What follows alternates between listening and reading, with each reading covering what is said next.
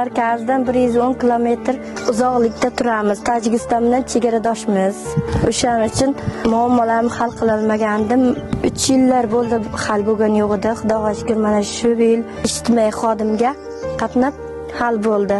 Ijtimoiy xodimdan bolalarimni bog'chaga bepul berishga yordam berdi. Bolalarimni maktabga to'garakka qatnashga yordam berdi bepul. Nogironim bor edi, nogironimni tibbiy ko'rikdan o'tkazishga yordam berdi bepul. Sog'ligi yaxshi emasdi, kasali bor edi. Posaviya olmaganimga 1 yil bo'lganda erimni band qilib, endi posaviyam olyapman. Erimni ishga joylashtirdi. Saxovat va ko'makdan pul ajratib berdi. Homiylar topib, tomortqamga narsalar ekishib beryapti. Rahmat, menga shuncha yordam berdi.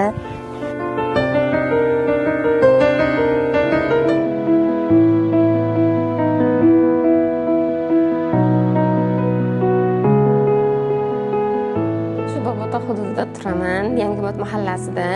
O'g'lim gruppada davolanadi. Bitta kolobkasi yemirilib ketgan. 1,5 yildan keyin bildikki uni Yevrometga bordi, yaxshi dedi, ustaga bordi, yaxshi, lekin u 1,5 yildan keyin tashab qoldi. Ko'rsatdik, lekin o'sha kolobka 3 dan 1 dan ham kam bo'lib yemirilib ketgan ekanda. Keyin sraz Toshkentga olib ketdik. Hozir 5-yil ketyapti. Boradi, keladi. Yillik kun u yoqda, bu yerda 1 oyda. Bu yerda maktabda o'qiydi. O'zim olib kelaman, olib ketaman. Bola qanday bo'lishidan qat'iy nazar, maktabga kelib ketgan yaxshi, addinni o'qigan bo'lmaydi. Men o'zim xohladim maktabga qo'yishdi. Chunki muloqotda bo'ladi hamma bilan, ustoz ko'radi har xil. Bolalar bilan bo'lgan yaxshi. Gruppa pul olardik. Bola parvarish pulini bilmasdim, lekin mahalladagi ijtimoiy xodim aytdi keyin. Ijtimoiy xodim bilan birgalikda kelishib, ijtimoiy himoyaga muhtoj oilalarni bepul tikuvchilikda o'rgatyapman-da. Xudo xohlasa, shu oyda yaxshi o'rganib ketsa, kelasi oyda oylik to'layman, xudo xohlasa ularga. Kelajakda birinchi o'rinda shu Allohdan so'rab bittagina farzand bergan, o'shani yaxshi qilib ketishadi.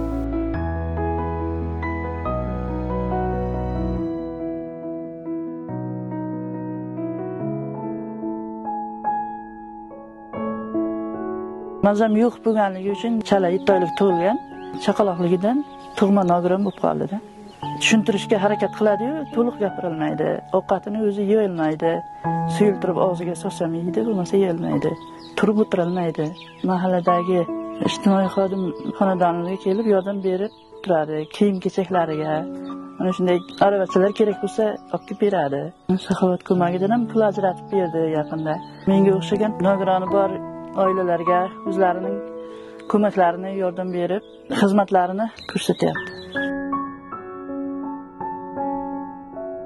O'qituvchilikdan hokimiyat tizimiga ishga o'tdim. Hokimiyat tizimidan keyin prezidentimiz chiqargan qaror farmonlarni o'rganib, mana bu ijtimoiy sohada aholining yordamga muhtoj qatlamiga ko'proq yordam berish imkoniyati borligini bilib, ijtimoiy sohaga ishga o'tdik. Bu hozir ijtimoiy sohada ishlab, haqiqatan ham amaliy tarzda shu yordamga muhtoj aholi qatlamiga yordam berayotganligimiz uchun mana bu ijtimoiy sohaga o'tganman. Yashashning mazmuni o'zi shu yordamga muhtoj insonlarga yordam berish bo'lganligi uchun shu ijtimoiy sohani tanlab, hozir shu ijtimoiy sohada faoliyat yurityapman. Afsuslanmayman, shunday yordamga muhtoj oilalarga yordam berayotganim o'zi menga kuch-quvvat berib turadi. Bizni mahalla juda uzoqda joylashgani bo'lishiga qaramay, bu yerda ishlashim, bu yerda tug'ilib o'sganmiz, vatanimiz, endi ota-bobomiz yashab o'tgan xalq o'zimizniki.